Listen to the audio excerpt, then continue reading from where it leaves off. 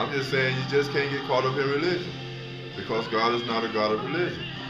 You know, God say, my people, my sheep know my voice. You know, God say, if my people, which are called by my name, you know, that's not talking about a religion. You know, he's talking about his creation. See, because God is the creator. And he's the creator of all religion.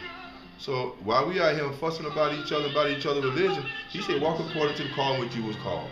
Okay? Some was called uncircumcised, some was called circumcised. Walk according to the call you was called and stop trying to judge everybody else's walk and everybody else's calling. And just walk in the call you was called because you're going to be judged by that. Because when you stand in front of God, God's not going to judge you based on somebody else's religion. He's going to judge you on what the calling that he put upon you. See? He ain't gonna judge you. He's not gonna judge me on Ali's walk. He's not gonna judge me on my wife's walk. He's not gonna judge me on my pastor's walk. He's gonna judge me on the calling that he put on me, and what he ordained me and predestined me to do. See? And when we go to God and we ask God to show us what it is He called us to do, and we know this is what He called us to do, and we don't do it, that's what we're gonna be judged at. So we all this here stuff about. We're talking about this person's religion, that person's religion, and this person not walking in their religion, and all this and all that. We need, even myself, we need to come out of that and just do what we call to do, and praise God for who He is and what He done with us and what He's doing through us. See, because I give God praise for what He's doing through me. That's why a lot of people don't like me.